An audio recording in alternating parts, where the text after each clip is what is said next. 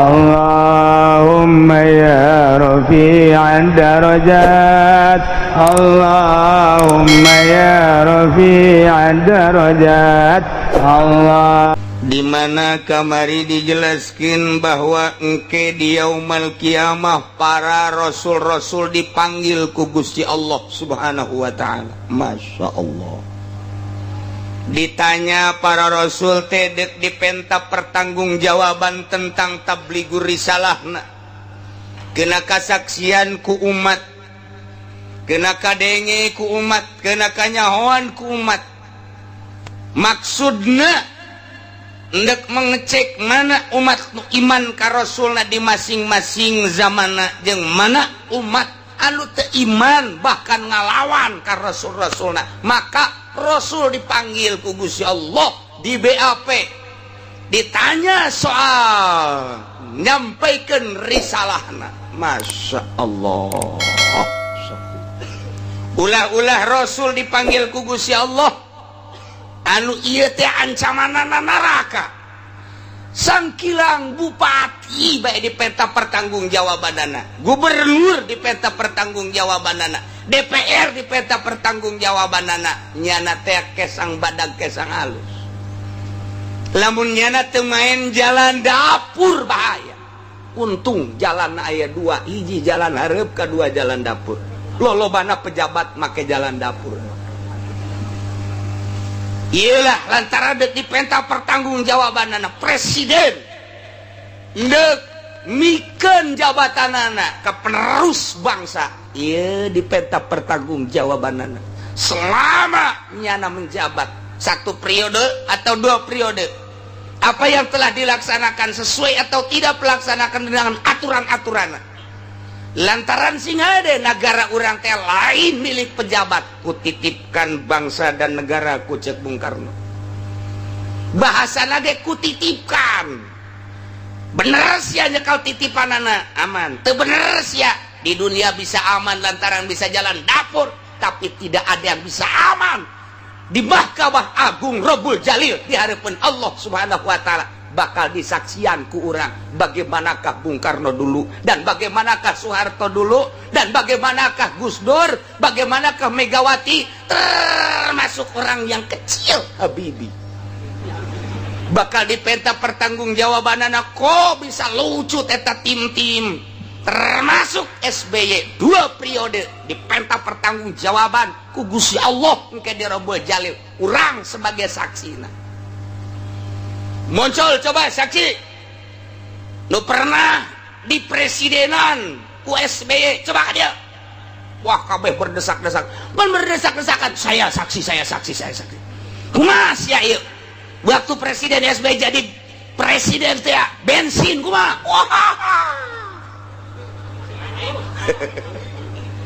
Dan lain sebagainya, dan lain sebagainya. Buruh ditanya, petani ditanya, pedagang ditanya, ditanya. Di dunia mah bisa lulus di MK, di dunia mah bisa lulus di KPK, di dunia mah bisa lulus di berbagai kendala lantaran bisa jalan dapur di hadapan Allah. Malaikat mah teu bisa disogok lantaran malaikat mah teu beuki endahar, teu beuki endahar jeung make nyogok make naon atuh malaikat teh dibere awewe aing mah teu hayang cek malaikat. Teu hayang emang polisi asal diberi awewe we haji bae irungna beukah. Wah, ini makanan gua. Teta. Ieu ge rasul teh dipanggil ku Gusti Allah. Ndek ditanya soal tabligur risalahna sesuai atawa henteu. Nu bisa ngomong sakitu ge rasul teh tepat-tepat bae ngalaksanakeun tugas dan nu pohara. Begitu dipanggil ku Gusti Allah, kumaha jawabna? Qalu la ilma lana innaka anta allamul ghuyub. Nu bisa jawab kabeh nyanggakeun sadaya-daya ka Gusti, da Gusti nu maha uning kana urusan-urusan anu gaib mangga nyanggakeun eueuh nu ngajawab. Panggil Kangjeng Nabi Isa. Isa maju. Maju Kangjeng Nabi Isa. Tanya ku Gusti Allah, selama maneh hirup di dunia dijieunkeun pangeran ku umat Kristiani, dijieunkeun Tuhan ku umat Katolik, dijieunkeun pangeran ku umat Kristen Protestan. Nah ieu maneh teh nitah ka umat bahwa maneh teh pangeran, nyangakeun sadaya-daya Gusti ka Gusti. Gusti nu maha uninga, abdi besi kacaletot ngomong Gusti.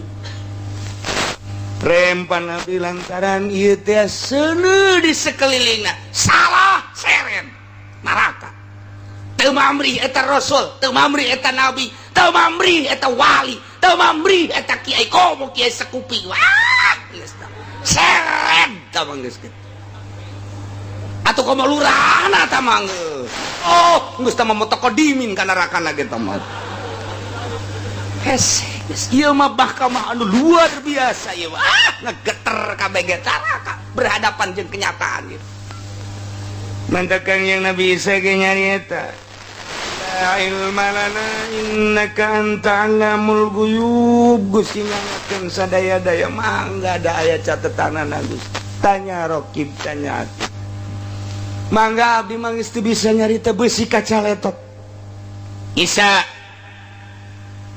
iz qala Allah waktu nyarita Gusti Allah ka Kangjeng Nabi Isa, maksudna didongengkeun bakal ieu teh padahal mah engke di akhirat, didongengkeun nu bakal terjadi di akhirat ka urang supaya umat-umat Katolik, Kristen, Protestan termasuk umat nu lain nyahoeun kajadian-kajadian nu bakal ditanyakeun jaga di yaumul kiamah. Masya Allah. Dibacana kuari dimensi pikiran urang ke alam akhirat, alam hisab, alam mahsyar. Ieu teh keur dicaritakeun di alam mahsyar, urang bakal nyaksian. Dicaritakeun kuari abeh nyaweun tateta. Bangsa Katolik, Protestan, Kristen di samping eta supaya umat-umat nu lain ge nyahoeun Kanjeng Nabi Isa bakal dipanggil ku Gusti Allah, bakal ditanya jeung dicaritakeun keistimewaan Kanjeng Nabi Isa. Padahal Kanjeng Nabi Isa lain pangeran. Iyalah dicaritakeun kuari kurang. Padahal mah ieu nyaritakeun jaga nu bakal terjadi di yaumul qiyamah. Untung urang ngaji alhamdulillahirabbil. Jadi nyaho geus pikiran urang kuari ulah mikiran dasi, ulah mikiran sapatu herang, ulah mikiran jas, ulah mikiran samping, ulah mikiran jabatan, ulah mikiran pamajikan, ulah mikiran anak. Kuari teh urang ngahayal ieu teh di mahsyar. Tadi geus gadahar uduk oh masalah guys. Di mahsyar ieu. Ya Allah. Direnung wah torikoh mah alam teh mulyana Baitullah, mulyana para malaikat termasuk malaikat Jibril. Kemudian direnung deui ku para waliullah mah Baitul Maqdis, direnung deui neraka, direnung deui surga, direnung deui mizan, direnung deui jembatan Shiratal Mustaqim, direnung deui ketika orang di BAP. Renungan-renungan etalah anu membuat dorongan ke batin seseorang nu ngerenung supaya bangkit semangat ibadah ka Gusti Allah Subhanahu wa ta'ala. Mun teu direnung urang kos urang kieu bae. Geus urang mah atuh kuari mah ngadengekeun renungan-renungan para wali-wali Allah. Anu geus jadi nya nama deuketna jeung Gusti Allah teh renungan manehanana ku urang dibaca oh kitu. Januturkeun mah hese aya qanaahan, aya zuhudan, aya uzlahan. Kemudian kurang teh tadi deuleu merenung ka zuhudna para wali, qanaahna para wali, tawakalna para wali. Beuh, hese jasa. Lantaran nya mah keur carita zuhudna bae nu aya bagikeun nu eueuh ulah diteangan saha jelemana satangerang coba. Ulah-ulah budak sakola geus sama sakola mah ngeueuh jurusan kiai bae nu aya jurusanna eueuh hiji-hiji aja. Nu aya bagikeun nu eueuh ulah diteangan. Itu cuma temu mau bukan naon. Tugas gitu mah. Eta orang Cisoka tong ngomong bukan naon tugas gitu mah. Ieu mah deuk lain nyaritakeun boga naon, deuk nyaritakeun ibadah ka Gusti Allah Subhanahu wa ta'ala. Eta cenah dahar, mun masih keneh mikiran dahar, sia ulah make norekat-norekat. Cicing sia ditu ngejedog tu ngojeg sia. masih kena nyaritakeun dahar nginum ngojek di ditu ulah nyaritakeun torekat. Nyaritakeun torekat badeg pepegatan jeung dunia. Emang dititah ulah loba omong sia disoekeun sia ku aing. Can datang berarti ilmuna. Can datang dahar mah nu ngaturna Allah lain urang, nginum mah nu ngaturna Allah lain urang. Urang mah dititahna ge ibadah ka Gusti Allah. Cak Gusti Allah laksanakeun hak sia ibadah ka aing. Urusan rezeki aing nu ngatur, ulah sok bilu-bilu urusan aing. Sia mah aing urusan aing ku sia dipilu-pilu, aing urusan sia teu dilaksanakeun. Tolol sia. Urang lamun dikitu-kitu di akhirat, maju. Geus rarasaan teh rarasaan aing neraka. Geus boga nya ge rarasaan asana. Sabaraha taun je hirup di dunia? 60. Pake naon? Lolobana hirup di dunia? Dagang. Hasil dagangna pake meuli sawah. Hasil sawahna pake kawin ka karaon.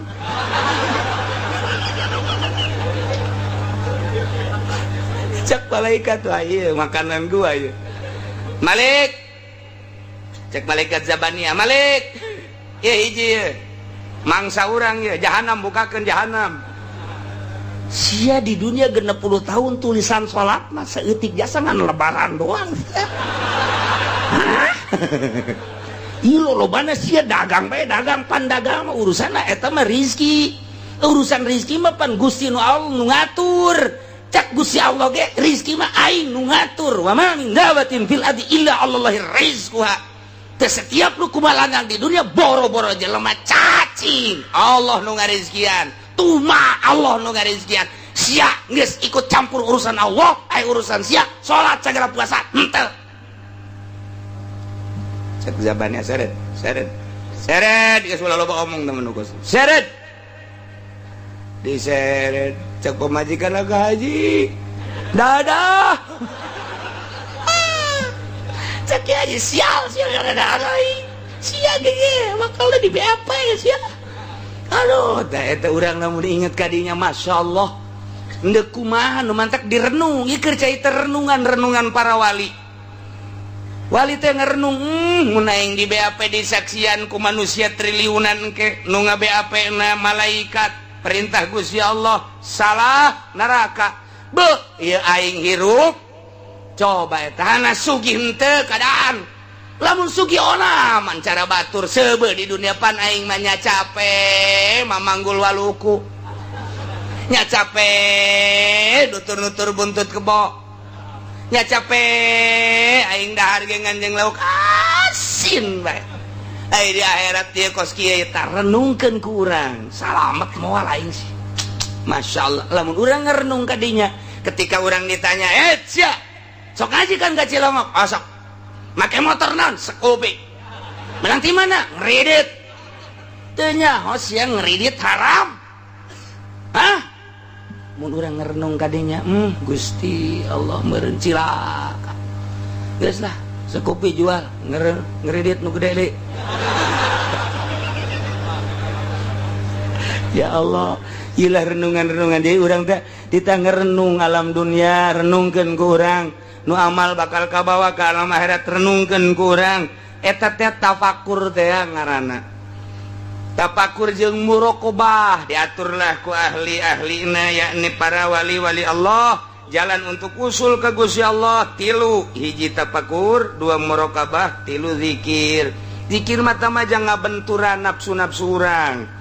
Zikir mah jangan benturan dong la ilaha illallah perjalananana anu kudu dilaksanakeun ku urang zuhudna qanaahna tawakalna dan lain sebagainya. Ai sakadar zikir doang mah zikir. Watuh urang ge aing ngariung ka dulu cau ampuna gede panjang zikirna. Mun cau nu laleutik teh cau naon kana? 11. Zikirna 11 bae cau na ge laleutik ieu mah. Eta zikir urang. Tapi masalah emang datang kadinya tuh terus bae ngan ieu keur carita jelema nu murni, jelema anu berpangkat insan kamil, anu lurus ka Gusti Allah tanpa pernah melirik sebelah mata ka dunia, tanpa melirik kana jabatan. tanpa melirik karena tahta hiji be Allah. Kayak nu kurang ngerek di hawalan teh jelema nu model kitu. Masyaallah. Nah ya Kanjeng Nabi Isa dipanggil ku Gusti Allah ditanya, Ya Isa bin Maryam azkur ni'mati 'alaika wa 'ala walidayk idh ayyatuka biruhil qudus. Keistimewaan Kangjeng Nabi Isa alaihi salam di dunia ayat 7. Keistimewaan Kangjeng Nabi Isa di dunia ayat 7 sangat menonjol, luar biasa. Di luar jangkauan manusia, di luar konstatir manusia. Hese neangan tandinga model Kangjeng Nabi Isa alaihi salam. Tapi kan datang ke kiwari mual ayat tanding Kangjeng Nabi Isa. Maka istimewana dibuat di Al-Quran. Nu bakal kadenge kurang ke dipenta pertanggung jawaban di harapan Allah di Rabbul Jalil. Urang kuari geus nyaho keistimewana 7. Hiji, hei Isa putra lalaki Maryam, inget anjeun karena nikmat kaula nu telah dibikeun ka anjeun jeung ka indung anjeun. Kudu disyukuran nikmat tersebut. Kaula nu agung cak Gusti Allah melen mere nikmat ka anjeun 7. Hiji, Isa inget anjeun iz ayyatuka biruhil qudus. Waktuna kaula nguatan ka anjeun biruhil qudus dengan malaikat Jibril. Kumaha mang? Tukallimun nasa fil mahdi wa kahla. Borosot Kangjeng Nabi Isa lahir tanpa bapak. Kangjeng Nabi Isa ma putra daripada Siti Maryam. Nu Siti Maryam teh hamilna diperintah ku Gusti Allah malaikat Jibril teh tah niup leungeun baju Siti Maryam. Ditiup eta mah sakadar sabab doang tampak itu ge bisa. Malaikat Jibril liup, beteungna langsung karasa hamil lah. Dicaci dimaki Siti Maryam, lompat ka leuweung tanpa bicara Siti Maryam. Lantaran Siti Maryam waliatullah, lain jelema sambarangan Siti Maryam teh, jelema nu murni jeung suci, nu bakal ngalahirkeun manusia murni jeung suci. Tapi samemeh kelahiran anak Siti Maryam dicaci dimaki, dianggap pezina Siti Maryam teh. Panjang dongeng nu geus didongengkeun di surat Ali Imran. Ieu manderuskeun rek nyaritakeun keistimewaan Kangjeng Nabi Isa lu bakal dipertanyakeun ku Gusti Allah. Lahir ke dunia Kangjeng Nabi Isa mah keur diayun keneh, dibantu ku malaikat Jibril bisa ngomong. Lantaran dituduh zina Siti Maryam. Kulantaran dituduh zina, orok tersebut ditanya. Begitu ditanya nyarita, Inni Abdullah ataniyal kitab. Kulama hamba Allah nu dibere kitab ku Gusti Allah, Injil bakalna. Hamba Allah hiji. Sahatah anu ngabantuan ngomong keur waktu di ayunan.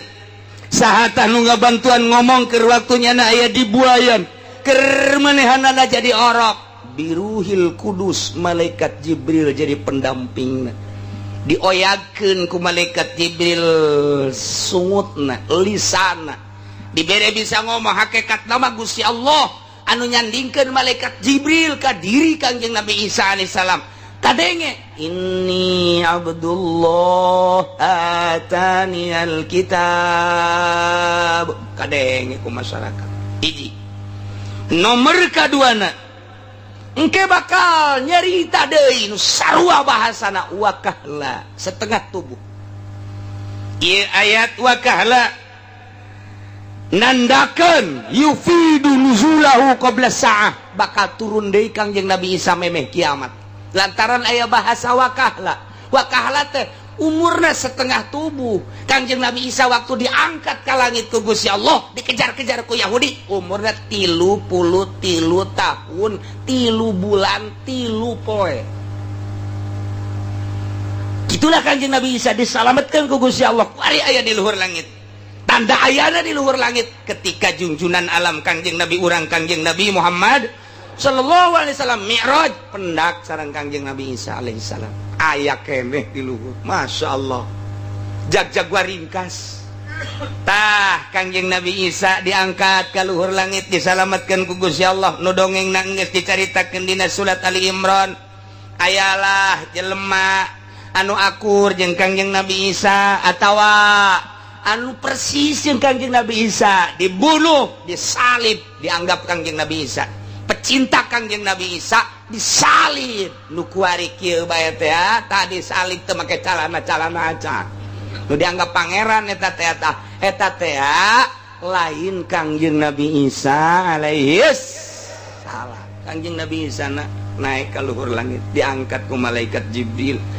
Iyalah ta ai iz ayatuka biruhil kudus, ai nguatan ke anjeun cak Gusti Allah hai Isa dengan dibarangi ku Ruhil Kudus tukallimun nasa fil mahdi, anjeun bisa nyarita waktu keur di ayunan, wa kahla anjeun bisa nyarita anu sarua bahasana ini Abdullah ataniyal kitab, ketika anjeun diturunkeun di langit ke dunia engke di akhir bakalna dunia kacau balau anu luar biasa, di mana-mana huru-hara sekup lati mimiti sekup keluarga, RT, desa, kecamatan, kabupaten. Wah, tuntutanana macam-macam, ekonomi lah, tuntutanana politik lah, dan lain-lain macam-macam. Antara negara ribut, walut dunia. Islam terpepet, anu bener-bener hayang nyalametkeun agama, lumpatlah ke Mekah. Tanda jelema bakal lalumpatan ke Mekah, Mekahna sekitar haram bakal dilebaran di kuari geus mulai. Apapun yang terjadi, milik siapapun cak raja, ini harus dijual, dibeli ku raja, dilebarkeun kuari geus terjadi. Madinah dilebarkeun. Ieu teh nya nama nyaho atau teu nyaho kana riwayat eta nu dijelaskeun ku Kanjeng Nabi bakal kos kitu bae. Engke di negara masing-masing, Indonesia, Malaysia, Thailand, dan berbagai negara kobo nu deket mah di Timur Tengah, Iran, Irak, Turki, Pakistan, India, wabeh datang hatta di Eropa, Spanyol, hatta di Amerika dan lain sebagainya, datang ke Mekah nyalametkeun agama. Kebenaran kayak pemerintahan teh deui membuka lebar-lebar. Geus nego jeung berbagai negara lantaran terjepit di negara masing-masing. Kuari mah masih hesek ada urang jeung igobah di Mekah. Baheula babari kuari hesek engke babari deui asup ke Mekah teh untuk penyelamatan agama, melindungi Baitullah dan lain sebagainya. Engke bakal cari cing di Mekah. Engke menunggu manusia adil Imam Mahdi. Kenu bakal didongengkeun di Qurtubi, turunlah Imam Mahdi untuk melawan musuh Allah, ialah Dajjal. Turun Dajjal teu kuat Imam Mahdi, turunlah Kanjeng Nabi Isa alaihi salam. Kanjeng Nabi Isa engke turun, sanggeus turun ke hararudang nu aya dina surat Kahfi, yakni ashabul kahfi. Buksal mina tamliho martunus saribunus dunwanus saribunut kapsatat tayata tea kabeh hararudang untuk menjadi tentara Allah mengikuti Kanjeng Nabi Isa alaihi. Cek sakaulna lain kitu. Iya Imam Mahdi heula lantaran memehna Dajjal heula. Dajjal teh pohara jasa bisa hiber ti Amerika ka Indonesia, kamari bakal karak David Hungkul. Engke mah bisa hiber ti Amerika ka Inggris, ti Amerika ka Jerman, ti Indonesia ka Arab, hiberannya nama naon dicekal jadi emas, leungeun ka tuhu bakal jadi surga, leungeun keca bakal jadi neraka. Nyana ngaku-ngaku pangeran, asal teu percaya dibunuh ku nyana, asal teu percaya dibunuh. Mending dibunuh teh ngan saukur dibunuh mah, dibunuh, diusap, dihudangkeun percaya henteu sia aing pangeran. Jelema kualut kabeh sujud ka Dajjal, kuari mah kakarak sujud ka atut doang. Engke maka Dajjal ujianana. Dajjal disujud, oh iya pangeran teh hayang duit cekel, yo hayang emas cekel, yo ujianana naon kebutuhan urang. Cak urang kulon teh kami mah ieu geus eueuh cai, gampang cai hujan maju turun dirinya wer ditanya cukup hujan cukup ngejan cai cukup eureun sia hujan endeu kumaha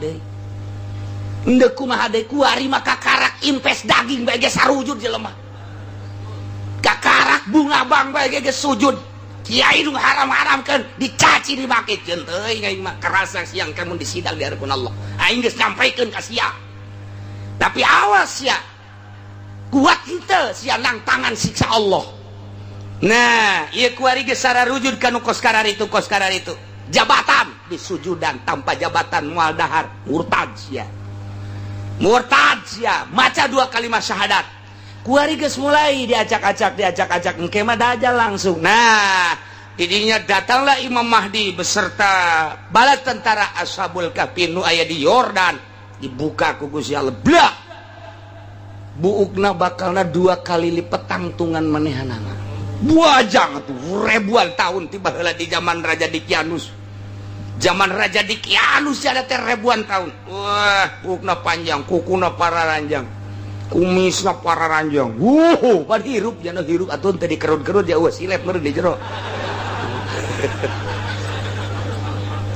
mendeting seremna tuh boro-boro perang urang neuleuna be asal budak leutik mah neuleuna ge pae sawan atuh boro-boro neuleu nu eta urang neuleu nu aya di urang bage bukna rada jabrik setik kumisna panjang matana beureum janggotna kitu malotot budak leutik sawan atuh komo ieu ribuan tahun puuk panjang dikucir ku jana gadi se kumis wararanjang juang mata puru nyebut kalimah la ilaha illallah asana kafir ge kafir kapaksa tak ku sieun kabangsa ku sieun aing mah neuk syahadat bae ku sieun melawan lah ayeuna ngajungkel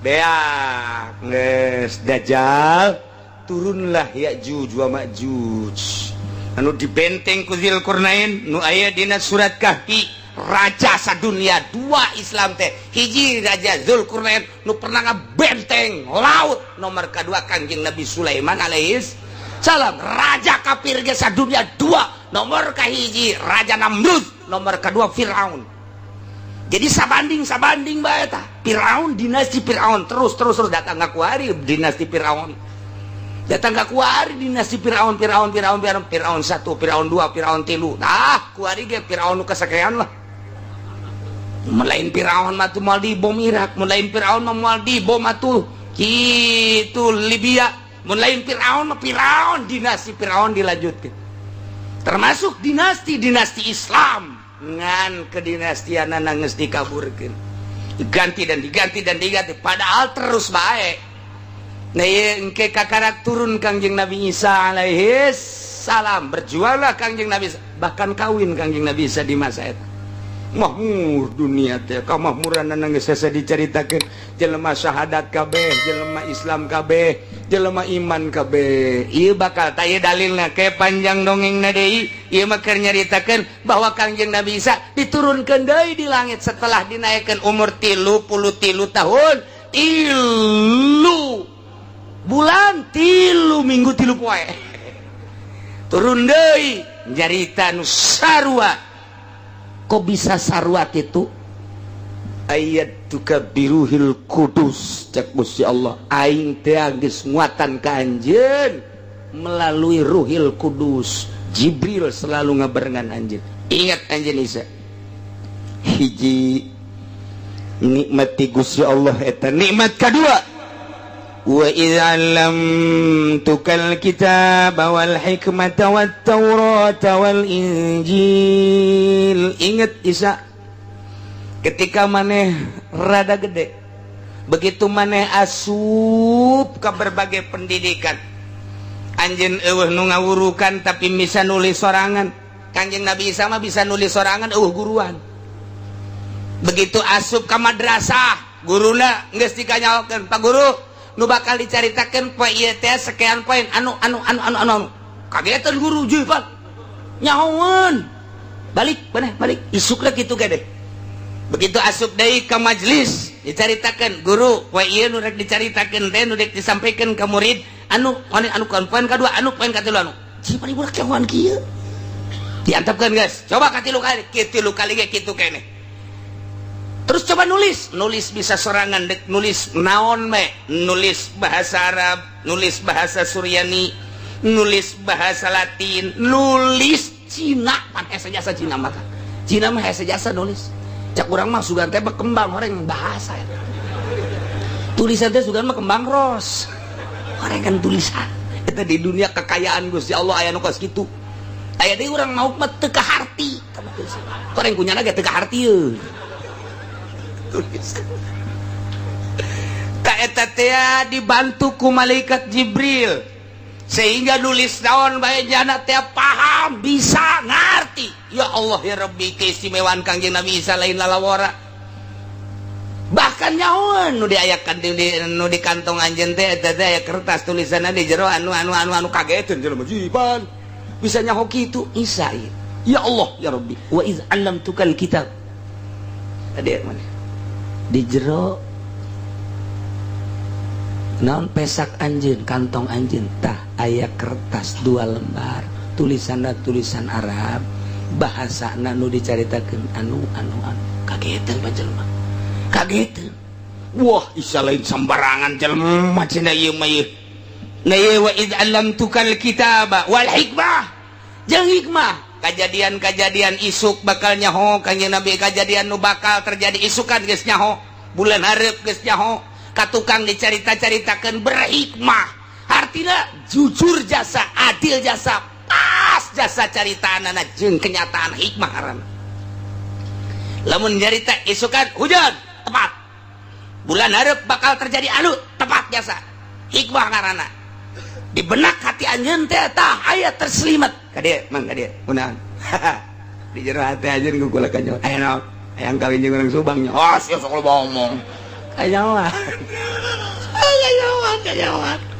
Masya Allah eta teh nang Gusti Allah. Ingat Isa ketika maneh ku kaula dibere nyaho urusan tulisan nulis naon bae maneh nyaho urusan hikmah maneh nyaho bahkan Wat-Taurat wal Injil kitab Taurat maneh mapan nyaho maneh nyaritakeun ka umat anjeun dina kitab Taurat diturunkeun ka kitab ka Kangjeng Nabi Musa mah eusina sakean dibacakeun ku Kangjeng Nabi Isa teu pernah belajar Kangjeng Nabi Isa tapi bisa. Masya Allah urang mah belajar datang ka kolot teu bisa-bisa datang ka kuari teh teu bisa-bisa bae geus jang ngajina nundutan bae teu bisa-bisa. Aduh, Masya Allah, masalah sih, masalah lah, cara ini suka mal ngaji, atau lo sih mal ngaji, beki bodoh atuh sih ya, sakitu ge ngaji bodoh, komo teu ngaji, anggeus sana tuh. Waz-Zabur jeung kitab Zabur nu diturunkeun ka Kangjeng, wat Taurat wal Injil. Berikut Zabur ge nyaun diturunkeun ka Kangjeng Nabi Daud, komo Injil mah nu diturunkeun langsung ka Kangjeng Nabi Isa alaihis gideg kabeh jelema di saat eta angkat topi kabeh ka Kangjeng Nabi Isa bingung kabeh menghadapi Kangjeng Nabi Isa lantaran kaistimewaanna pohara leutik keur di ayunan bisa ngomong engke ngan engke mah engke bakalna geus jang urang mah nu dicaritakeun di yaumul kiamah ketika Kangjeng Nabi Isa diturunkeun engke encan engke di zaman mantes zaman Imam Mahdi encan kalaksanakeun ieu wakah lama nomor kaduana Kangjeng Nabi Isa bisa nulis berbagai bahasa tulisan-tulisan bisa nomor katiluna nyahueun kana eusi kandungan di jero hate manusia bahkan tulisan-tulisan jeung nyaritana tepat sangat berhikmat jujur adil moal aya mungkir ka ucapan Kangjeng Nabi Isa. Nomor selanjutnya apalin kitab Taurat apalin kitab Injil kitab Zabur komo Injil mah pohara jasa geus teu bisa kukumaha manusia saat eta menghadapi zaman Kangjeng Nabi Isa alaihis salam. Mana dari keistimewaanana ingat Isa sakusi Allah wa takhluqu minat tini kahayati at-tayri fatanfukhu fiha fatakunu tayran biizni. Kangjeng Nabi Isa teh nyokot lempung kemudian diemple-emple dirupakeun manuk manyar manuk manyar nyawa sia ka manuk manyar teh nyarahon sia mah manuk manyar mah mun usim panen baheula lolobana manuk manyar teh resepeunana jeung ayana ku Gusti Allah entah mah saat-saat geus barareukah teh eta teh babarengan jeung manuk peking nu mantak di sawah teh aya bebegig eta teh jang nyingsilnan manuk manyar jeung manuk peking si sabab teh nyaho pan ya sia mah pabrik nyahona. Oh, engke di kitu-kitu di oyak-oyak guprak manuk hiber. Tah manuk manyar teh tukang malingan pare nu aya di sawah. Baheula mah nu maling di sawah teh manyar kuari mah make dasi. Beda rupa doang sebenarnya. Manyar namanya teh eta kene. Nah dirupakeun ku Kangjeng Nabi Isa dibentukeun manuk begitu-gitu aju ku Kangjeng Nabi Isa ditiup begitu ditiup hiber bisa sasada coba eta lempung dibentukeun manuk ditiup hiber jadi manuk beneran pan eta lain bantrak-bantrakeun nu mantak baheula mah eta bangsa tukang ngangon karena itu tukang ngangon ge nyokot lempung nu hideung dimplem-plem aja di bolongan ditiup ngan teu jadi manuk sasada doang tui di bolongan kiri katu nggak dikitu-kitu cek jana mah pajar manuk berenanan pugu eta mah lempung kene nurutan Kangjeng Nabi Isa ngan teu kesampean aya dongeng nawareng kana eta patani baheula teh aya dongeng nawareng pangangon teh wasak nyieunnan tina lempung mane rapi gitu-gitu ku jana aju ditiup di bolongan pinter jasa dibawa ka imah kolotna ngamuk ulah dibawa ka imah ulah sok ditiup kos kitu kunaon sok eueuh beas di imah gabah sok epek siap cerekan cenah mun mawa olah olie eta ka imah bangsa nu nu karar itu tah bangsa suling bangsa olah olie anu dina naon garang-garana kitu trompet termasuk manuk nu harus cerekan ngomong piceun kunaon ye gabah hepes ya moal aya eusian atuh kuari mah atuh penekul sekali itu dibawa ka imah mata eueuh gabah di gabah suling dibawakan ka imah gitar dibawakan ka imah baheula mah anti imah diasupan ku nu geus kitu mata budak angon teh neundeuna ge jauh ti imah besi dicarekan ku abah kuari mah abahna suling sia ka mana coba aing nyobaan ye tolol bapak beda zaman kamari ieu zaman kula leutik jeung zaman ayeuna jauh bedana masyaallah zaman murni budak nenden olah-olie nenden suling nenden mamanukan ge embung di imah di saung bae di dieu tadi tutupan ku nyana ku talokop kunaon diteuneung dia besi kanyahoan ku abah budak kuari mah talokop ge teh nyahoan talokop teh talokop awi denden di dinya besi kanyahoan ku abah ku emak sok nyarekan isuk-isuk kakarang ditempo deui jujur jasa budak baheula Masya Allah embungin mawanu kitu ka imah besi teu dahar cak nanti ieu keistimewaan Kangjeng Nabi Isa nyieun mamanukan tina lempung ditiup hiber sasada jadi manuk beneran tonton ku jelema pohara jasa Isa tah eta keistimewaan Kangjeng Nabi Isa alaihis mana deui keistimewaan teh tambah deui keistimewaan anu nomor kalimana watubriul kaopatna watubriul akmah wal abrasa biizni bisa nyageurkeun anu buta bisa nyageurkeun nu lampang nu buta bae nu sakitu hesena bisa dicageurkeun lampang nu sampai ka ayeuna obatan ku Kangjeng Nabi Isa mah diusap doa aya jelema buta usap Kangjeng saya muka aya jelema lampang corop usap aya jelema kitu nu sok baruntung danan ngaran-ngaranna lepra kusta lepra usap cager komo nyeri huntu mah di dieu doang cager nyeri huntu mah geus asal di dieu geus cager we ieu keistimewaan Kangjeng Nabi Isa alaihis salam masyaallah paling dahsyat deui nomor kalimat wa itukhrijul mauta biizni waktu Kangjeng Nabi Isa alaihi salam bisa ngahudangkeun jelema nu geus maot nu geus puluhan tahun ratusan tahun ribuan tahun di jero kuburanana bisa dihudangkeun ku Kangjeng Nabi Isa. Ieu teh alat mukjizat jang tablighur risalah supaya umatna iman ka Kangjeng Nabi Isa bahwa Kangjeng Nabi Isa teh utusan Allah dibere keistimewaan. Coba Isa mun bener maneh Rasul Allah tak kuburan coba ta ulah nyieun manuk geus nyieun manuk mah jadi emplek-emplek itu kadeule tah di jero kuburan hudangkeun. Teh Kangjeng Nabi Isa mun kula bisa ngahudangkeun maneh iman kami. Ditepak doang ku Kangjeng Nabi Isa. Ya sahibal makbarah. Gop biidznillah. Bukanya nah. Nu kaluar teh jelema hideung kos orang Afrika. Nyanyi bari goyang-goyang tong teng tong teng tong teng tong teng tong teng tong teng tong teng tong teng. Eta kabeh hideung bae beu, Isa sihirna pohara amat sihir tuh. Padahal mah eta teh mukjizat. Coba tanya. Cek kaum ditanya, mananta saha anjeun? Abdi hirup di zaman raja, di zaman Kangjeng Nabi Daud alaihi salam. Pagawean naon anjeun baheula keur zaman Kangjeng Nabi Daud? Kula mandek nyaingan Kangjeng Nabi Daud. Kangjeng Nabi Daud mah suarana bagus, aju kula sok nyaingan tapi teu kasaingan, kula mah jore bae. Jadi kula teh penyanyi di zaman Kangjeng Nabi Daud. Mane iman teu ka Kangjeng Nabi Daud? Alhamdulillah kula iman ka Kangjeng Nabi Daud. Kumaha ta masyarakat? Geus kadenge? Alah sihir tah mah.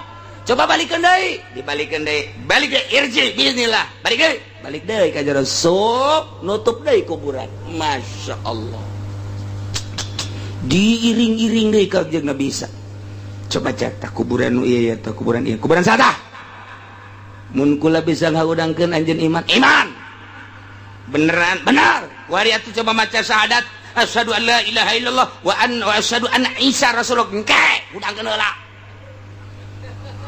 Dihudangkeun ku Kangjeng Nabi Isa. Ya sahibal makbarah. Gum biidznillah. Hudang dengan izin Allah dan iradat Allah. Blak muka. Assalamualaikum ya Isa. Waalaikumsalam. Cek Kangjeng Nabi Isa, man anta? Ana Yapis ibnu Nuh. Kuli kuring ia adalah Yapis, putra daripada Kangjeng Nabi Nuh. Masya Allah, kurang kumaha. Cek kaum lagi balikeun deui. Oke heula cek Kangjeng Nabi Isa ditanya heula. Anjeun nyaho ka kula? Nyaho. Saha kula? Isa alaihi salam. Kula teh sebagai naon? Rasul Allah. Saha jelema anu iman ka Isa kuari salamat, lamun jelema teh iman bakal cilaka. Ulah kos kitu, balikeun deui ka kuburan. Wah, nu bae dah blon. Masya Allah, cek Kangjeng Nabi Isa RJ biidznillah balik deui ka jero kubur. Loba-loba deui nu dihudang-hudangkeun ku Kangjeng Nabi Isa tetep bae teu iman. Sebagian kecil nu iman. Ya Allah. Iyalah keistimewaan Kangjeng Nabi Isa alaihis. Wa idz kafaftu bani Israil anka idz jitahum bil bayinat. Ingat Isa, anjeun waktu dikejar-kejar ku Yahudi ketika anjeun nyampaikeun dakwah, ketika anjeun nampikeun risalah titah ngimankeun ka aing cak Gusti Allah itu di akhirat. Maneh teh titah nauhidkeun ka aing jeung titah percaya ka anjeun bahwa anjeun teh sebagai rasul aing. Kemudian anjeun ngaluarkeun berbagai mukjizat-mukjizat ti aing. Tapi geuning umat-umat Yahudi mah tetep bae mempertahankeun gede huluna. Tidak iman ka anjeun bahwa anjeun teh sebagai utusan aing. Endahan dikejar-kejar anjeun teh, pan anjeun teh dikejar-kejar. Begitu deuk beunang pan anjeun diangkat ka luhur langit. Aing pan eta cek Gusti Allah nu nahan ti kejaran Bani Israil. Yahudi nu rek ngabunuh anjeun. Ingat iz kafaftu ketika aing nahan Bani Israil ka Bani Israil anka terhadap anjeun. Hina amu bikotlika ketika eta Bani Israel dek ngebunuh anjeun. Ijtahum bil bayinat ketika anjeun menyampaikan risalah ka manehanana dengan berbagai mukjizat. Faqala alladziina kafaru, kumaha cek jelema-jelema nu kafir. فقال الذين كفروا منهم إن هذا إلا سحر مبين. Yahudi nu kafir kana karasulan Kangjeng Nabi Isa ngomong nage inte aya hadza anu ku anjeun disampaikan berbagai mukjizat ieu mah teu aya naon illa sihrum mubin, sihir ieu mah Isa. Dina hadis dina ayat lain mah dicaritakeun illa sahirum mubin. Ai sahirun mah isim fa'il. Ai isim fa'il mah berarti ka Kangjeng Nabi Isa na anjeun mah pasihir. Isa teu percaya ka Kangjeng Nabi Isa alaihi keistimewaan luar biasa Kangjeng Nabi Isa. Hiji deui wa idza auhaitu ilal hawariyina an aminu bi wa bi rasuli. Ingat anjeun Isa ketika kaula ngawahyuan ka kaum hawariyin. Hawariyin maksudna mere ilham. Amartuhum ala lisanihi aing marentah ka kaum hawariyin atas lisan Kangjeng Nabi Isa supaya minu bi wa bi rasuli. Ariman anjeun ka kaula ya ne ka Gusti Allah jeung ka Rasul kaula dibere ilham qalu ngucapna kaum hawariyin teh kumaha amanna washhad bi annana muslimun. Kaum hawariyin teh pengikut-pengikut Kangjeng Nabi Isa. Ashabu Isa wa khasu pengikut Kangjeng Nabi Isa anu kuat imanna ka Kangjeng Nabi Isa alaihi salam, anu dibere kaleuwihan kaistimewaan terus tutur-nutur Kangjeng Nabi Isa iman dibere ilham. Ketika kita iman ka Gusti Allah jeung ka Kangjeng Nabi Isa nyana ngomongna amanna kami iman ka Kangjeng Nabi Isa, iman ka Gusti Allah, iman ka Kangjeng Nabi Isa alaihi salam. Kemudian wasad saksian ku anjeun Isa bi annana muslimun, kami mah jelema nu muslim iman ka anjeun, iman ka Gusti Allah jeung iman ka anjeun. Saeutik kaum hawariyin teh nu ngabantu kana kalangsungan dakwah Kangjeng Nabi Isa alaihi. Kumaha eta cek kaum-kaum Nasrani dulur kebehan. Ingat, tiba heula datang ke kiwari asana zaman mencatat eueuh duana manusia model Isa. Oro keneh bisa ngomong. Lahir suci ti wanita suci Maryam alaihi salam. Barijeng tanpa bapa. Kesucianan nu luar biasa. Kanyahona mulai ditulisan berbagai tulisan jeung rahasia-rahasia hikmah Injil, Taurat, Zabur nyawan moal ayat tanding manusia model Isa. Kemudian nyana bisa nyieun hewan, bisa ngahudangkeun jelema nu pararaeh ratusan tahun, ribuan tahun. Bahkan keistimewaan nyana bisa hiber, bisa nyiples, guys. Setelah Isa tidak ada, sekarang kita nobatkan rame-rame bahwa Isa adalah bukan manusia, tapi Isa adalah Tuhan. Setuju? Cak kaumna setuju. Ulah letik-letik atuh saya setuju na. Mungkin dengan keistimewaan Isa, mulai dari kelahiranana sampai kanyana dakwahna istimewa moal aya tanding ti baheula. Dan sejarah mencatat sampai kiamat pun tidak akan ada bandingannya Isa alaihi salam. Kita nobatkan Isa sebagai Tuhan. Setuju? Setuju. Maknya pangeran dinobatkan ku manusia. Otak pikir aing memeh Isa pangeran saha. Maknya manusia, Isa manusia dilahirkan hanya jadi pangeran. Teu kaharti. Ayat lah ye saking keistimewaan anak bisa ngahirupkeun nu paeh, bisa nyieun manuk dihirupkeun dan lain-lain sebagainya hikmah nu geus nu encan bisa kanyawan ku Kangjeng Nabi Isa. Ja lukis kieu mah adalah pangeran. Kita nobatkan Isa adalah Tuhan. Pembantu Isa Rohil Kudus Tuhan. Pencipta alam Tuhan Allah Tuhan. 3 Tuhan Allah, Ruhul Kudus, Jibril, dan Isa, tiga menjadi satu, Tritunggal. Tiga, tunggal satu, tiga jadi satu. Itu adalah Tuhan. Kuari diganti 3 in 1. Sampo.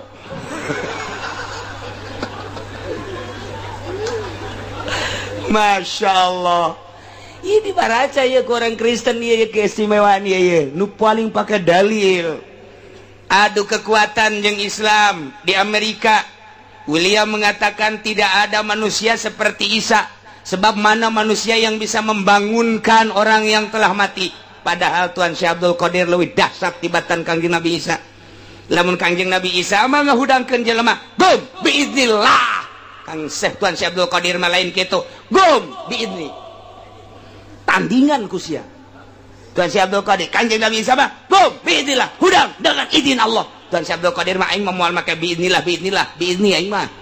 Gum biizni, hudang coba eta. Jang nandingan Kangjeng Nabi Isa besi dianggap Tuhan Allah nyiptakeun Tuhan Syekh Abdul Qadir. Nu matak di break up teu meunang. Berkumandang Tuhan Syekh Abdul Qadir ajaran-ajaranna di berbagai daerah. Naon sebabna? Sebab Kristen bakal kaledek. Lamun itu mah seorang rasul. Syekh Abdul Qadir mah umat daripada Kangjeng Nabi urang. Kangjeng Nabi urangna beuki leuwih pohara mun daekeun ngaten. Umatna bae gumbi inilah. Gumbi ini gitu, lain biinilah deh. Masya Allah. Nah, cek William, tidak ada manusia seperti Isa. Sebab burung diciptakan dari tanah buburungan, ceknya nak. Buburungan, mamanukan. Siapa buburungan? Heran, aing heset bahasa Melayu segala buburungan. Kan orang mah mamanukan, aingnya nama burung-burungan. Untuk menang buburungan. Salah tamun buburungan, burung-burungan. Aing mata karare bahasa Melayu mah geus hayang aing lah. Kecuali aing bahasa Melayu nu internasional bisa. Aing kitu mah bangsa Melayu cengkareng, gondrong, bolang teu hayang aing mah. Teu hayang mata aing teu dikembangkeun ka situ. Yo, gua cariin lu aigok di sini. Eta maka aigok, Masya Allah. Kahayang urang mah ulah maka aigok. Kan aigok mah Sunda. Ya, lu kemana ayah yuk? Lu nggak ada, gua nggak lihat lu. Kemana ayah? Ya, dari tadi gua di sini. Iya, gua nggak kelihatan. Ya, cuma ke pasar doang sebentar, sepatan itu. Bahasa asal geus kos itu sepatan geus teh. Tapi lamun gondrong lain deui. Kemana? Apa? Kemana tong? Apa ini? Lo dari mana tong? Oh, dari sono kecem jasanya cepat. Sakumaha kereta bis wae. Masya Allah. Cepat jasa. Masuk tong. Hah? Masuk tong. Hah? Lu sama siapa tong? Aduh, aing mal deui ngobrol jeung nini hese. Di gondrong mah hese jasa jeung nini nu baheula teh. Waduh, cepet jasa. Gondrong mata aing teh hayang aing malah gondrong kos kitu jasa. Cepat jasa. Du ngomong sok mandek marah bae pan. Mentek nu geus teh hayang aing mah. Betawi aya deui Betawi lain. Nu mentek ulama bisa ge Indonesiana intelek bisa. Ngan tilok dipake. Jadi pohon deui. Eta tadi aya buburungan gitu kan. Urang ngapan ngeunaheun, mamanukan, ngeunaheun kan. Tapi kan di Indonesia mah lain burungan, burung-burungan. Sabadolah kumaha sia bae. Cek William. Tah bisa nyeun mamanukan tina taneuh kemudian ditiup jadi manuk beneran. Saha? Eta mah henteu kudu Kangjeng Nabi Isa. Kipalak baheula Kipalak Bogor anu tadi diasupkeun ka botol teh tak Kipalak tah. Nu Soeharto Soekarno teh datang bae ka Kipalak. Soekarno ira hayang datang ke Kipalak. Masya Allah. Matak diberi ilmu ku Kipalak. Soekarno teh termasuk Tiki Hairun lain letik-letik jelema Kipalak lantaran bisa asup ke botol. Eta manuk dicekel ku nyana batu dikieu-kieu bisa jadi manuk. Kipalak eta komo atuh itu mah Syekh Maulana Hasanuddin mah waktu dek tarung jeung rawayan jeung kitu pucuk umun. Rawayan boga ilmu pucuk umun teh sadeuleu matanya bisa hiber eta ilmu pucuk umun dites ilmu pucuk umun mah 40 imah lamun geus bisa nyebrang 40 imah eta berarti geus lulus tumata kuari di rawayan mah imah kudu 40 bae eta teh ilmu pucuk umun ngaranna jang leng-leng nyaritakeun ngetes ilmu pucuk umun 40 imah deule hiber mun geus ngalengkah 40 imah berarti geus bisa diteruskeun kuari ge masih keneh engke ka ditu deui satungtung deule sat hiber ditandingan ku Syekh Maulana Hasanuddin ditandinganana ngadu kotok itu mah kotok geus jago menang male sedengkeun Maulana Hasanuddin mah panteu mawa kotok kotok jalak biasa culak cilik Maulana Hasanuddin leh cek Maulana Hasanuddin aya balokeng ye balokeng bae di kieu-kieu hei balokeng sia jadi kotok jalak berem poh kongkoromo hebat atuh boro-boro Kangjeng Nabi Isa Maulana Hasanuddin nu belah dia putra daripada Syekh Hidayatullah bisa nyiptakeun kotok jalak berem ti balokeng kakarak banuk manyar temlah kecil nama gos kitu mah tuh balokeng begitu diadukeun atuh balokeng mana eleh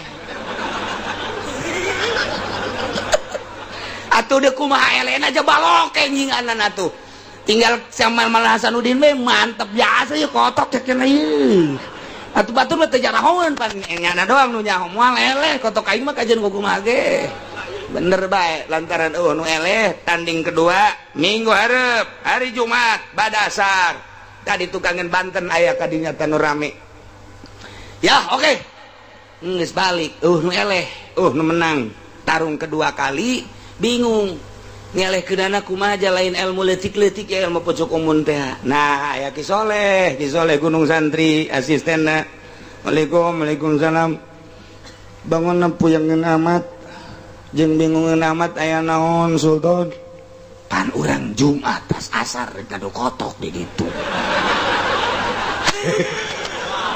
ai si eleh ulah bingung cek Soleh tuh bagus Soleh ai kitu sia boga kotok henteu pana tuh bisa ngaulah bingungan kula bae jadi kotok bisa sia bisa coba buktikan Bismillahirrahmanirrahim Bismillahi wa bi'aunillah wa bi mali teruskan ku aing sia tah direkam sia aya babacaanana bi'aunillah wa bi qudratillah wa bi terus bismillah doang babacaana ulah napas Bismillahirrahmanirrahim Bismillahi ay bi'aunillah wa bi qudratihi wa bi iradati dan lain sebagainya 9 moal diteruskan sia mah emang kitu bae ngajina guguruna embung coba cek Sultan brek jadi kotok ngan kuari mah jalak hejo tadi jalak berem balokeng atuh pan balokeng mah berem kuari mah jalak hejo cek Sultan Banten sia aja pisan ilmu sia tapi lamun lain dek tarung ulah wani-wani sia nyarupa kotok di hareupeun aing dipencit sia ku aing moal cek tuh bogo Soleh mah dek ngahargaan katuan be ja ilmu nage menang tituan geus urang deui dah geus siap we Jumat geus yang ngarupa kotok ade bener bae eta salat Jumat terus langsung ka kesultanan kuari siap asah gara ngarupa kotok coba kongkorok ngarada gede sorona atuh Soleh jeung anak atuh tamah kongkorongo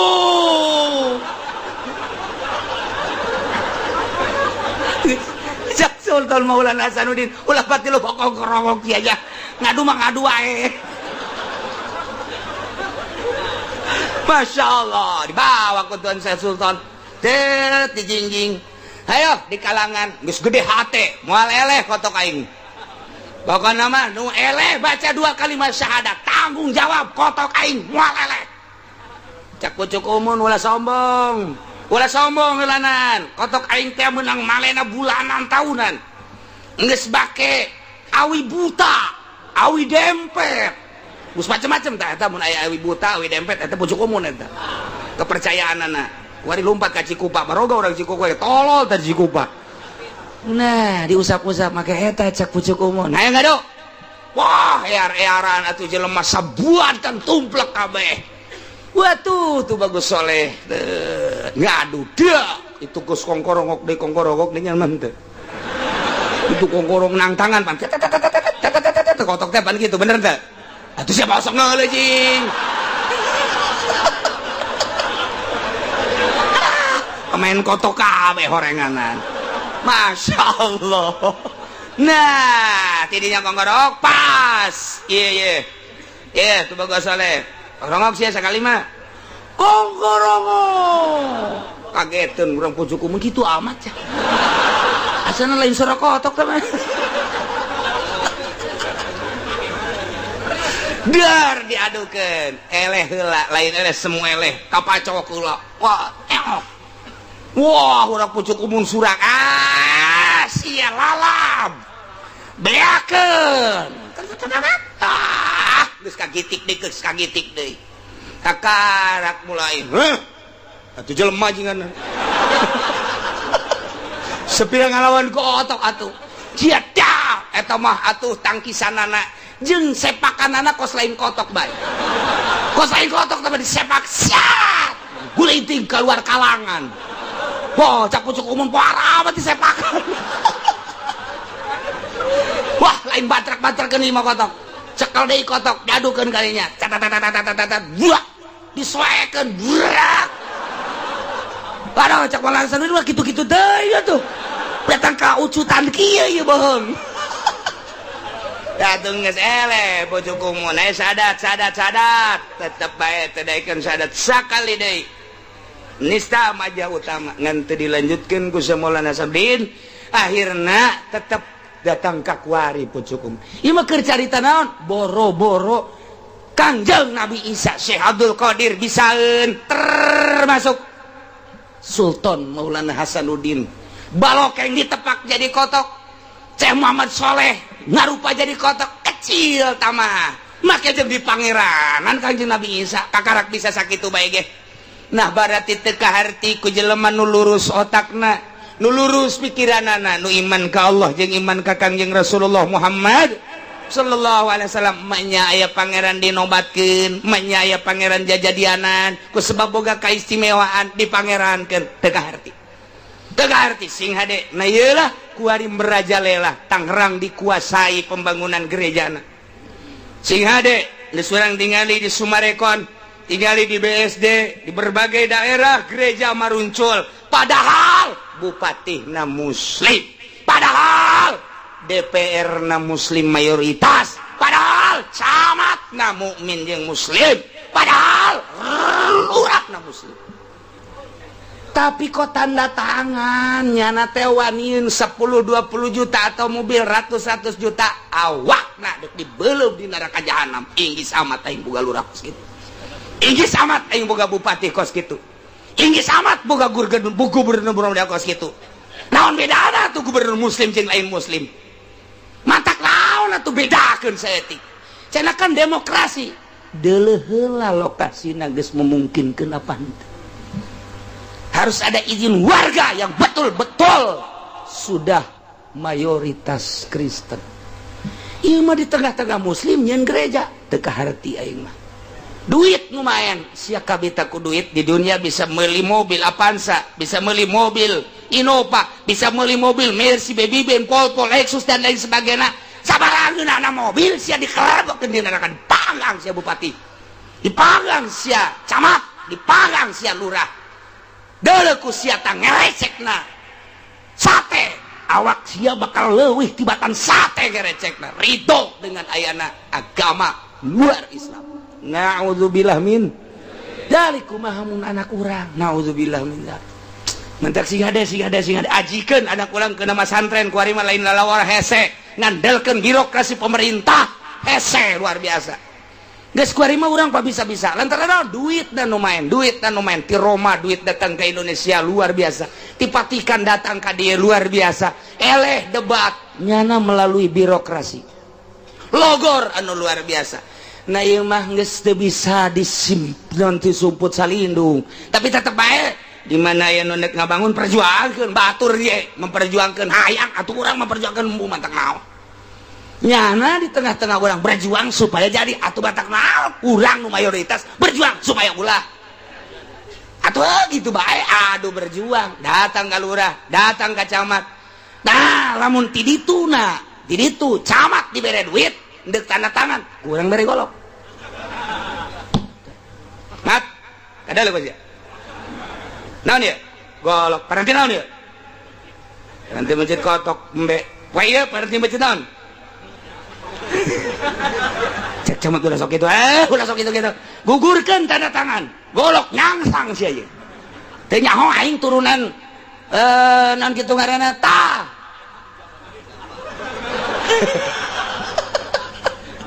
Masya Allah sia mun teu nyaho aing urang tereup teu nyaho sia galagat orang tereup sia aing mah kajen teuing paeh ge sabilillah asal ulah jadi gereja awas sia beuheung sia urang mana sia camat di pan ieu mah bupati da ku aing dirisekeun atuh ngomong-ngomong heulanan urang jang naon kajawaraan teh tah kos kitu ai di pabrik ku tutang ketenteng hanya hayang jadi satpam doang golok nyangsang ai ieu diantepkeun hudang tereup hudang waru hudang pasar kemis di pasar kemis mah tilok ieu gelut dengan menangan doang pasar kemis mah ai gelut mah tilok ngan jadi raja eta orang pasar kemis nu gelut mah orang sejen tapi nu jadi raja orang pasar kemis blonta pasar kemis Gailah kercarita dinobatkan menjadi Tuhan teu kaharti karena boga keistimewaan dinobatkan jadi Tuhan menya pangeran dinobatkan ku manusia tetapi ai katutupan mah pan batinna masyaallah geus datang ka kuari didawahkeun kuari ge singa de besi aya nu make baju putih ka luhur hideung ka handap singa de anak urang bejaan Kristen dah Kristen brak kiai kebenaran make nu kitu singa de dah oh ieu mah paingan sekupi ieu mah ya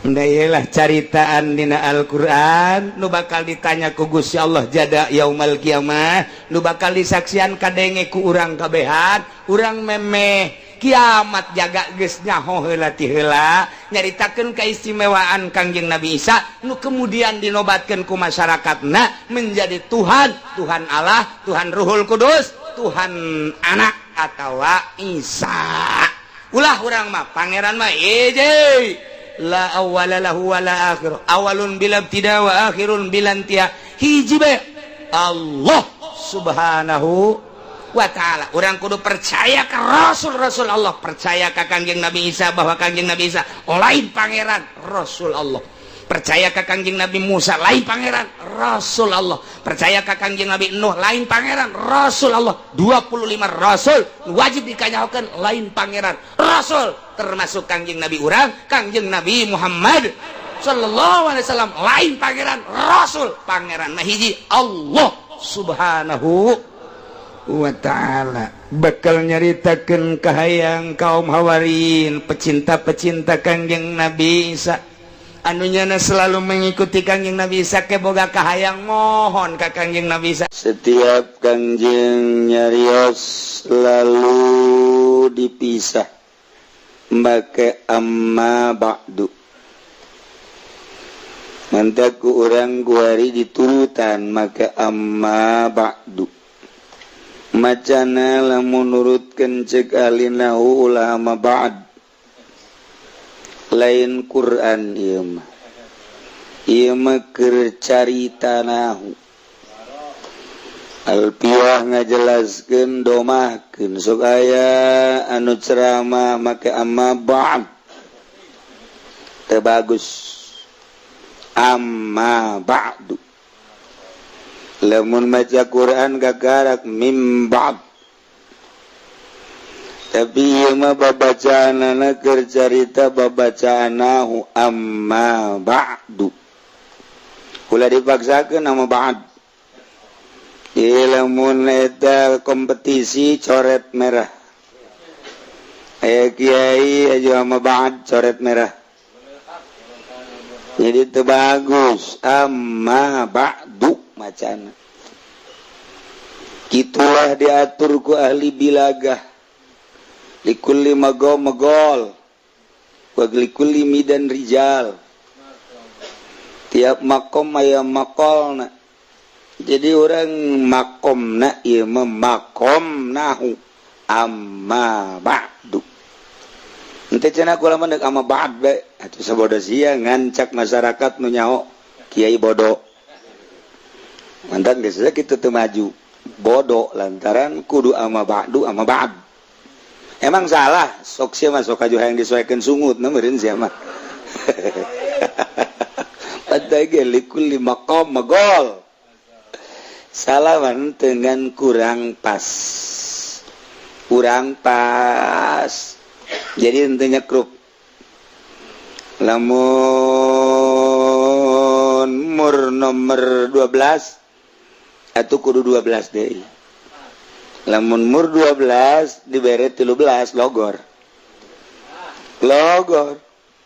abi brojak ge embungeun logor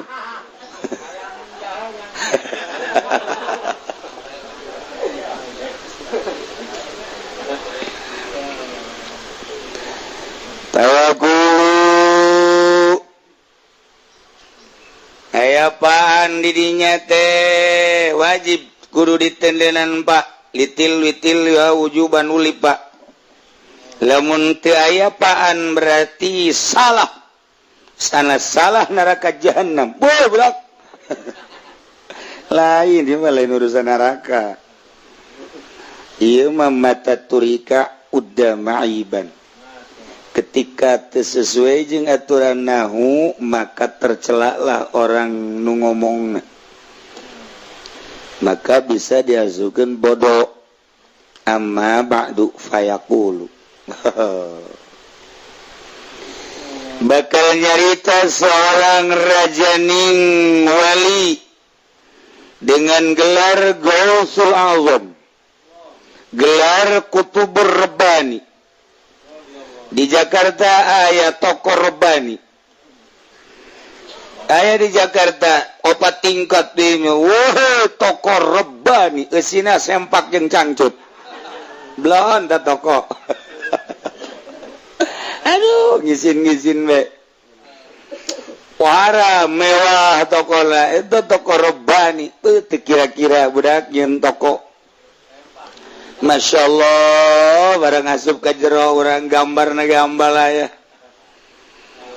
wal haikalus somadani gelar-gelar unggul wal kindilul lami'un nurani sultanul awliya wal arifin burhanul asfiya wal wasilin bazullahil ashab maulana wa sayyiduna wa qudwatuna ilallahi ta'ala al-hasibun nasibus syarif As-Sayyid Syekh Muhyiddin Abdul Qadir Al-Jailani Al-Hasaniyul Husaini ditinjau ti Bapak Hasan ti Ibu Husain Qaddasallahu sirrahul aziz mandak cek Syekh Fadil lebih bagus membaca radhiyallahu an dibandingkan Qaddasallahu sirrah waktu keur ngaji di dieu lamun urang ningali dina kitab fatawi kurang bagus jadinya melihat satu sisi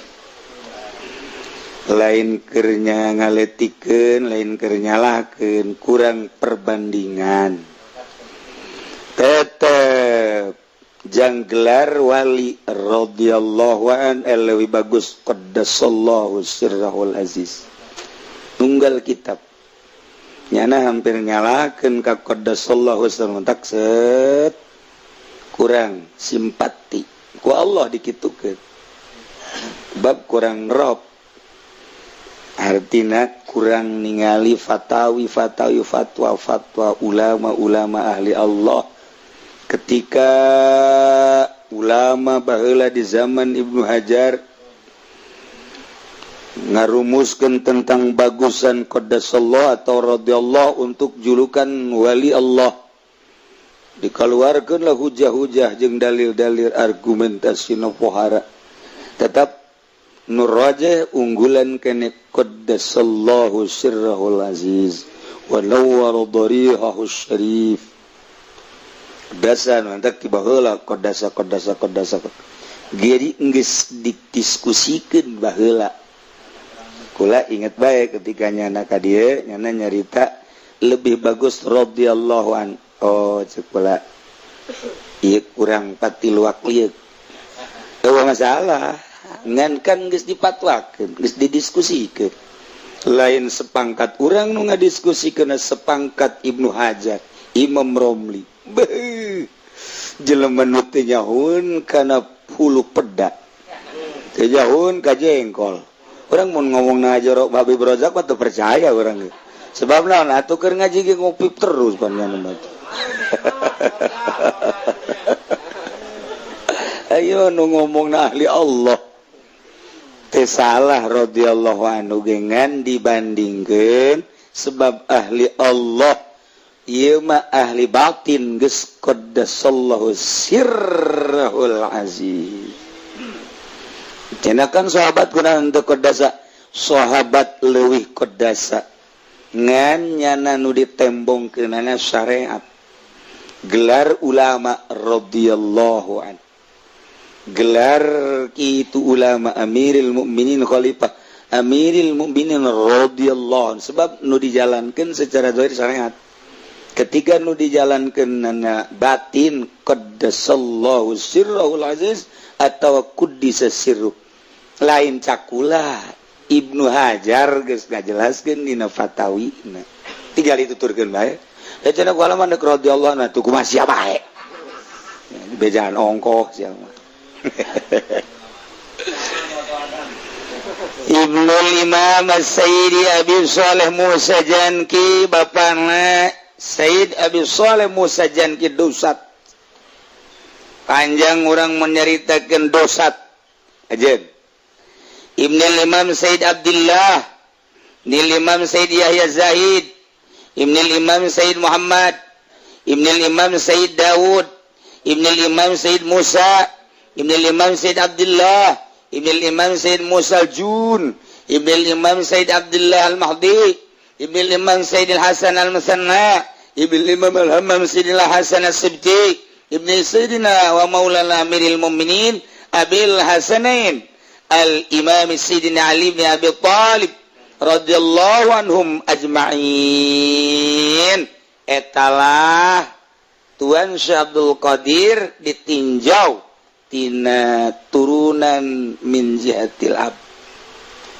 wahara jadi itu orang paingan jadi wali orang binna heula deuleu mentak lamun aya jelema jadi kiai ke binna bin saha mentak lamun aya jelema jadi bupati binna bin saha mentak lamun aya jelema jadi copet binna bin saha sarua satu binna horenganan ieu mah bin cinglu tuh bajana sakitu mah tuh bin beuh Kanjeng boga minantu Amiril Mukminin Sidina Ali teh boga anak Sidina Hasan boga anak Sayyid Hasan Al-Musanna boga anak de Sayyid Abdullah Al-Mahdi boga anak de Sayyidina Musa Sayyid Musa Al-Jun boga anak Sayyid Abdullah boga anak Sayyid Musa boga anak Sayyid Daud boga anak Sayyid Muhammad boga anak Sayyid Yahya Zahid boga anak Sayyid Abdullah boga anak Sayyid Abi Shalih Musa Janki boga anak Sayyidina Sayyid Syekh Muhyiddin Abdul Qadir Al-Jailan Jailan eta jajahan Iran jadi orang Persia Iran mantap dibawa Jailani na kuarik mautna di Baghdad jadinya nama masantren datang ke terbalik deui urang masa minggu sakali balik geus ngancem bae ka kolot awas ya saminggu ieu teu dikiriman awas kolot diancem ku anak blon ieu teh balik deui langsung Baghdad masyaallah mantap jelana dibawa baheula antara Iran jeung Baghdad eta ngahiji terus pisah jadi dua Irak jeung Iran sarua itu sajajahan kemudian dibagi dua. Nah kebenaran jalan masuk perbatasan antara Irak Iran didinyalah lahir Tuan Syekh Abdul Qadir anunya nama mejena kerulin letikene ngadenge suara ya mubarak paget jana nyana keur leutik kene sekitar umuran 5 tahun genep tahun aya suara tepuguh timbana ya Mubarak kaget jana lompat ka imah kaget aya suara ya Mubarak lompat ku sabab ku saking sieun-sieunan naik ka paranya naik ka para barang di para blok para muka rarasaannya kadelelah jelema keur wukuf di padang Arafah umur genep tahun geus bisa dedelean gitu mata urang mah dedelean teh kuntilanak pocong urang mah ieu mah blak geus dibukakeun hijab ku Allah bisa neuleun keur wukuf di padang Arafah kagetnya langsung turun bebeja ka emakna mak aya naon mari wes-wes kan di ais ku emakna aya naon cing aya naon tadi ngadenge suara ya Mubarak kaget mana ulah terus kaget sieun lompat terus ka imah naik ka para ningali nu keur wukuf di padang Arafah diusap ku mana geus ulah loba omong cek mana geus aya pirasat makna ge bahwa ieu budak teh lain sambarangan urang ge nu jadi kolot ya ka anak lain-lain pirasat kamari anu bebeja ka dieu ruh kiai cenah aya lain deui pirasat teh anak ieu kunaon duit kula leungitan bae si pirasat lain deui cenah minta cai be cenah kiai hari bare cai sugan meureun urang baheula kitu kanu kolot heuh cek yeuna atuh sarua eta mah buah ragag moal jauh ti tangkalna uyah moal teh kaluhur sok inget ka ieu we dongeng teh aya jelema jadi kuncen kuburan kuncen dijarahkeun sugih nya ipang sugihna di lembur eta gara-gara nguncenan akhirna nyana boga anak hiji-hijina dede jeung nya aduh nyana nganasehatan ka anak belajarnya ke ku abah dianterkeun ulah cara abah jadi kuncen ulahnya anak masing pinter ngajahan ngaji jadi ulah jadi kuncen cara abah geus bae abah mah geus nasib beureun mohon atuh bah cekna akhirna langsung dianterkeun baheula mah tu naik begal himar dianterkeun masantren geus bae bapana balik deui pesantren di pesantren itu sok kitu jauhna babekelan segala loba teu betah nyana pindah tanpa bebeja deui ka bapana lah pindahlah nyana pindah ringkid deui pindah deuk ka pesantren sejen ngan pas tengah-tengah antara pesantren nu kunyana dipindahan jeung nu dipindahan begalna pae begal bae aduh jeung aya kendaraan hok jasa aduh ti jauh ka dieu itu begal diurusan guna lah dikubur bae lah jeung dikubur ta begal sisi jalan kubur nya kieu bae merenung nya teh merenung aing leumpang begal eueuh sapoe dua poe tilu poe di dinya merenungkeun begal horeng aya nu ngintip orang anu ngintipnya na merenung gitu teh datang kadinya ditanya saya kunaon cicing didinya aduh cenah ieu sanaon ieu kuburan sa kuburan nu soleh saknya teh lah kuburan keur dizarahan we milu atuh kula zarah milu nya didinya dipanggarakeun takunya terus eta bebeja pang euy aya nu soleh saknya di ditu anyar jelema na ge teu ka mana-mana muridna meureun saknyana ieu urang zarah ti mimiti urang dinya terus pedagang pejabat zarah nyana nu ngazarah-zarahkeunan rame atuh sugih nyana ngazarah-zarahkeun jadi pangsugihna di lembur eta kuari kasrod nusok zarah ka kuburan nusok dizarah-zarahkeun ku bapana teh pindah ka dinya zarahna cak bapana sial amat ieu kuburan anyar persaingan ketat ya kos di DPR begitu. Akhirnya bapak lantaran aset rada kurang, ya kurang geus leuwih ti 50% ya kurang.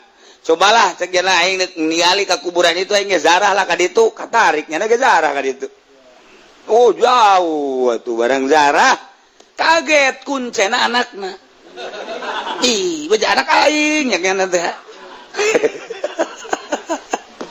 Aju pelukan ngobrol kana. Ceng. Siapan gua abah di pesantren kan? Mbah. Ayo kurang itu jadi kuncen ieu geus pang tahun-tahun abah mah ngarep-ngarep sia balik jadi kiai. Geus kieu meureun nasibna Mbah cek nya teh. Lain kitu helanan. Kumaha lalakonna?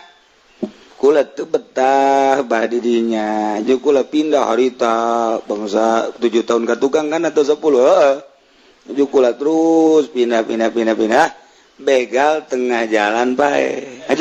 Aju dikubur ku kula ieu. Jadi ieu kuburan begal nu ti abah teh. Mbah. Jadi ramenya begal ge nya. Oh, Bang. Aju sia bebejana kumaha? Jelema saleh. Masyaallah. Ai itu nu sok dijarahan ku abah teh anu dikuncen mana begal eta. Sial horeganan sarua kuburan begal ge be. Kan mantak ge buah ragag moal jauh ti tangkalna. Wajen ku kumaha ge kitu bae. Di ditu emak begal, di dia anak begal. Sarua tah. Jadi kulantaran menang naon gitu ngaranna di Paraban menang hasil kuncen atuh jadi kuncen deui. Di dituna hasilna menang hasil ti DPR atuh anakna ge minimal jadi pemalingan lah. Tidituna hasil menang polisi anakna minimal nyana teh meresan rakyat bae. Atuh kumaha tidituna polisi deui abri deui emang karar itu atawa sanajan teu akur tipe. Kana mantap urang dek masantrenkeun anak sing ada biaya lamun hasil nyaloan anakna di pondokna jadi calo bae. Ulah eta sing ada eta. Nah ieu sing ada tah. Ieu urang teh barang dahar cak ki soleh teh mah jaki soleh atuh cenah kula mah atuh menang berkat ya alhamdulillah anakna kuari ngariung bae atuh berantaran nyanana menang berkat bae diparabkeun ka anak atuh anakna kuari beuki ngariung urusan bisa ngaji jeung teu lain urusan tuh mah nu penting mah nyana teh hasil ngariung dibikeun ka anak-anakna ge beuki ngariung bae asal nu ngondang ngariung mah marah tah tinggal ngariung deui gitu entak sing hade urang boga anak aya nu mere ieu ti pamarentah ti bupati teh lah ti dandim teh ti camat teh omat ulah dibikeun jeung ulah didaharkeun ka anak cukup urang bae legleg di tadoe kunaon teh urang ge ulah cilaka bensin dah nu mantap ku ari kiai jauh jeung Allah bensinna ti bupati sedengkeun bensin ti bupati mah jurusan ibadah sebab tina pajak. Ulah kaget lamun kiai lazat tina ibadah. Ulah kaget lamun kiai jadi sangheuk ku ari ibadah. Ulah kaget lamun kiai hudang ti peuting haju pulang nya. Bensinna 2 tak. 2 tak bensinna. Ulah sok disalahkeun kumaha. Haju suzon ka kiai. Deh, kiai eta mah ngomongna sangeunahna bae, cek mah kumaha meureunanan suzon. Bensinna merepet. Bau kana irung lagi. Dilompatkeun gas bok bodet teh leumpang. Eta 2 tak eta gas kitu. Nah ieu kiai anu barang daharna ti pamarentah ieu bensin 2 tak hiji moal aya lazat ibadah. Cain cakula cek ahli-ahli Allah. Kumaha bensina. Nah iyalah lamun urang kira-kira kurang bagus ulah didahar ku urang ulah sok dibikeun ka anak.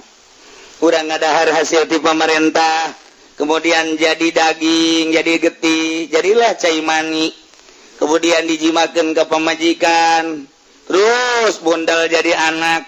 Eta bensin udang pemerintah teh jadi anak. Kuari anakna. Hayang namanya apa? Seureun nonton TV bae. Geus diulah-ulah ge ku kolotna. Ieu kutak adina cai manisnya hasil bupati diturunkeun ka anak. Bidakeun ngaji anakna. Macam koran baik, deres koran bangsa Kompas Merdeka. Ieu mah kota. Masya Allah. Di Bitung ada gorong-gorong. Kos kota makan kos gitu. Ada bungkusan hitam, ternyata bayi kecil, tolol. Eta Bitung eta kos gitu. Masya Allah. Jelema kasep, bungutna, di matana di hideungan. Inilah sosok orang Cikupa yang telah menggagahi nenek-nenek. Goblok. Eta kos gitu eta. Kos kota eta kos gitu. Moal pinter sih macaan kos kota bae mah.